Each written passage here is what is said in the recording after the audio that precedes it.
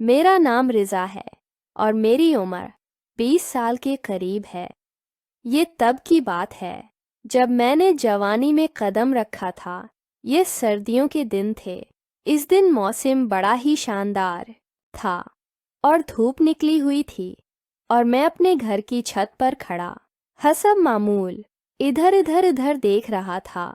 लेकिन इत्तेफाक से इस वक्त आसपास कोई खूबसूरत चेहरा नजर नहीं आ रहा था और न ही वो भी कहीं दिखाई दे रही थी कि जिसके लिए बंदा इतनी देर से खड़ा छत पर देख रहा था। जब मुझे अपनी छत पर देखते हुए काफ़ी देर हो गई और अपनी महबूबा का दीदार नसीब न हुआ, तो मैं छत की चार दीवारी से हटकर पास पड़ी चारपाई पर जाकर लेट गया और सोचने लगा कि अब क्या किया जाए।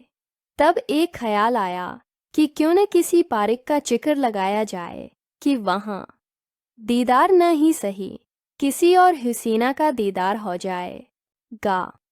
तो मैं जनप मारकर अपनी चारपाई से उठा और छत से सीधा नीचे चला गया और फिर जल्दी से अपनी फर्नीचर बीके को बाहर निकाल और उसे स्टार्ट करने के बाद सोचने लगा कि कहाँ जाया जाए। एक ख्याल आया, लेकिन पता नहीं क्यों मेरा इस तरफ जाने को मन माइल नहीं हुआ। चनांचा 2-3 पारिकों के बारे में सोचते हुए अचानक मेरे जिहन में शक्र पड़ियाँ का ख्याल आ गया। चुनांचा ये फैसला करते ही मैंने अपने बेका को शुक्र पौड़ियाँ की तरफ मोड़ दिया। जब मैं शुक्र पौड़ियाँ पहुँचा तो मौसम की रंगीनी अपने अरूज पर थी। हर तरफ सरमा की फरहत बख्श धूप छाई हुई थी। मैं एक जगह पे बैठ गया, फिर सोचा कि अब जब कि यहाँ आया ही गया हूँ तो क्यों ना थोड़ी सी वॉक कर ली जाए।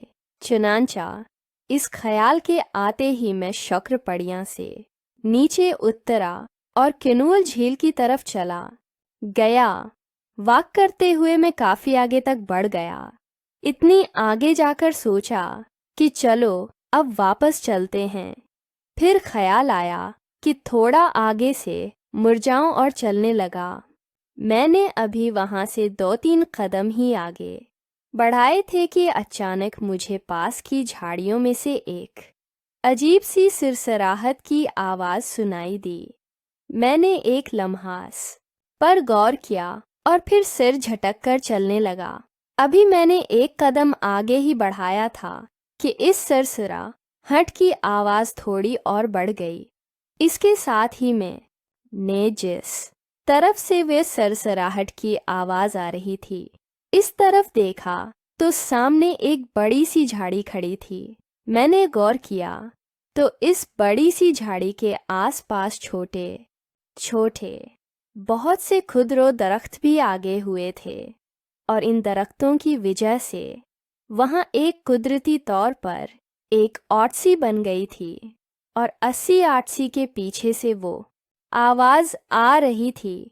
और ये सोचकर कि इस चाली के पीछे क्या है, मैं एकदम पर जौसा हो गया और उसके साथ ही बड़ी एहतियात से इस जाली की तरफ बढ़ना शुरू हो गया। मैं फूंक फूंक कर कदम उठाता हुआ वहां तक जा पहुंचा और वहां पहुंचकर मैं एकदम ज़मीन पर बैठ गया और फिर एक मुनासिब जगह देखकर वहां पर सिर उठाकर देखने लगा। झाड़ी के उस तरफ देखा तो वहां एक लड़की और लड़का बैठे हुए थे। फिर जैसे ही लड़की की ने गर्दन घुमाकर मेरी तरफ और मैंने इसकी तरफ देखा तो एक दूसरे को देखकर हम दोनों ही सजदर रह गए। वो हम मोहल्लेदार थी जिसे न सिर्फ ये कि मैं अच्छी तरह से जानता था बल्कि हमारे उनके साथ घरेलू मरासिम भी थे।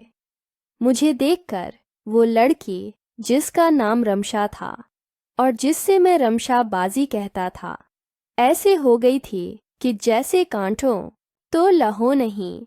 वो बड़ी ही खुफज़ा नज़रों से मेरी तरफ देख रही थी जबकि दूसरे तरफ में बस खाली खा लिया। नजरों से बड़ी ही गैर यकूनी हालत में उसे घोड़े जा रहा। दरअसल मेरे ज़हन के किसी बायतरी गोशे में भी इस लड़की के बारे में ऐसा कोई तसव्वुर मौजूद न था, क्योंकि इसकी फैमिली लोग बहुत शरीफ तबके के थे और खुद वो लड़की की भी मोहल्ले से निकलते वक्त खुद को एक बड़ी सी चादर से धक्का रखती थी और मोहल्ले में उसने कभी किसी को सिर उठाकर भी नहीं देखा था। इसलिए रमशा को इस हालत में देखकर मैं हैरान परेशान हो गया था। मैं उसको युक्तक देखे जा रहा था। मेरे प्राकिस रमशा ने जल्द ही अपना प्रीस उठाकर लड़के का हाथ पकड़ा और तकरीबा भागते हुए वहां से चली गई। उनको भागते देखकर मैं भी शाख की हालत से बाहर निकल आया और बड़े भोजल कदमों के साथ वापस चला गया और मैं वर्सा की रेस्टोरेंट में बैठकर आज के वाकया के बारे में सोचने लगा। सोचते सोचते ख्याल आया कि मैं इतना हैरान होने की क्या बात है। बेशक रमशाबाजी का ताल्लुक एक शरीफ और रिवायती फैमिली से है, लेकिन इसके साथ साथ वो एक जवान लड़की की भी तो है जिसकी उम्र बीती जा रही थी और इसके घर वाले अभी तक उसके लिए किसी ने एक और साल इलाके की तलाश में थे, जबकि मेरे अंदाजे के मुताबिक इस वक्त रमशाबाजी की उम्र 65 सदर होगी, यानी कि वो एक भरपूर जवान लड़की थी। चनांचा ये सोचकर मैंने दिल ही दिल में ये तय कर लिया कि रमशा के बारे आज मैंने जो कुछ भी देखा और सुना है वो 80 रेस्टोरेंट में दफन कर देता। ये फैसला करने के बाद मैंने खुद को काफ़ी हल्का फल्का महसूस किया। इस के बाद मैं वहाँ से उठा और अपने दोस्तों की तरफ चला गया और काफ़ी देर से घर पहुँचा। जैसे ही मैं घर में दाखिल हुआ तो उम्मा मुझसे कहने लगी कि रमशा काफ़ी देर से तुम्हारा पूछ रही और तुमसे मिलने के लिए उसने हमारे घर के काफ़ी चाकर भी खाते हैं और आखिरी दफ़ा जाते हुए उसने ईमा को ये पैगाम दिया था कि जैसे ही मैं घर आऊं इसकी बात ज़रूर सुनो। रमशा का पैगाम सुनकर मैं सारी बात समझ गया था, लेकिन वैसे ही मुछली बनते हुए आइमा से बोला कि उम्मा खैरियत तो है ना, उनको मुझसे ऐसा क्या काम पड़ गया। तो उम्मा कहने लगी, काम का तो मुझे पता नहीं, अलबत्ता शख्स है। वो बेचारी काफ़ी परेशान लग रही थी। फिर कहने लगी, बेटा जल्दी से जाकर इससे मिला के पहले ही वो हमारे घर के काफ़ी चक्कर लगा चुकी है। उम्मा की बात सुनकर मैं रमशा बाजी के घर की तरफ चल पड़ा और जाकर उनके घर की घंटी बजाई तो जवाब में उन्होंने ही दरवाज़ा खोला। इस वक्त वो खासी परेशान सी लग रही थी। मुझे अपने सामने पाकर उन्होंने मुझे सीढ़ियों की तरफ जाने का इशारा किया, जो कि उनके दरवाजे के साथ ही बनी हुई थी।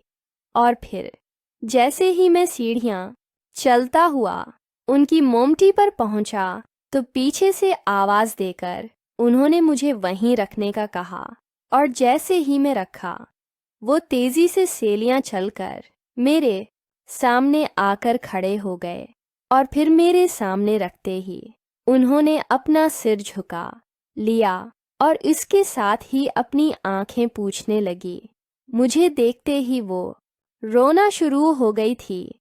उन्हें रोता देखकर मैं भी परेशान हो गया और 80 परेशानी के आलम में इनसे कहा, क्या हुआ रमशा। मेरी बात सुनकर उन्होंने कुछ जवाब न दिया। फिर मेरे बार बार पूछने पर उन्होंने बस इतना ही कहा, वोट इम सूरी रिज़ा, और फिर से रोने लगे। इस पर मैंने हैरानी का इजहार करते हुए इनसे कहा, सूरी पर किस बात की अपने ऐसा क्या क्या है जो मुझसे सौर्य बोल रही हो? तो वो आंसू पहुँचते हुए कहने लगी, मैं सूरी दोपहर वाले वाक़ये पर मांग रही हूँ उस पर। मैंने हंसते हुए बोला, लो कर लो गुल, इसमें सूरे की क्या बात है? रमशा बल्कि सूरा तो मुझे बोलना चाहिए कि मैंने आप लोगों के रंग में भंग है डाल दी थी। मेरी बात सुनकर इन्होंने एकदम से अपना सिर उठाया और मेरी तरफ देखते हुए कहने लगे, तुम सच कह रहे हो? तो मैंने उनके सिर पर हाथ रखकर बड़े ही संजीदा लहजे में कहा, आपकी कसमें बिल्कुल सच कह रहा। मेरी बात सुनकर उन्होंने एक बार फिर बड़ी बेयकीन से मेरी तरफ देखा और कहने लगे, तुम जो कह रहे हो दिल से कह रहे हो ना? इस पर मैंने उनसे कहा, जी दिल से कह रहा हूँ, और इसमें हैरानी की क्या बात है? फिर इनकी तरफ देखते हुए बोला, ज़्यादा हैरान ना हो, रमशा अब भी मेरी तरह से एक जीती जागती है इंसान हो, कोई लिकड़ी की महारत तो नहीं, इसलिए आपको भी अपनी मर्जी से जिंदगी गुजारने का इतना ही है जितना कि किसी और को है। मेरी बात सुनकर उनकी आंखों में तशकर भरे जज्बात आ गए और वो रोंदी हुई आवाज में कहने लगे, अगर तुम इसकी बजाय कोई और बात करते तो आज मैं सारा दिन बहुत परेशान रहती। इस पर मैंने हिंसते हुए कहा, ऐसी कोई बात नहीं। फिर मेरी आंखों में आंखें डाला कर बोली, वो अदा करो कि तुम इस बात आपका किसी से भी जिक्र नहीं करोगे। तो मैंने खलूस दिल से कहा कि बाजी, मेरा आप के साथ पक्का वादा है कि आज के बाद मैं इस बात का अपने आप से भी जिक्र नहीं करूँगा। मेरी बात सुनकर उन्होंने इतनी नाम की एक गहरी सांस ली। जब वो मेरी तरफ से पूरी तरह मुतमईन हो गईं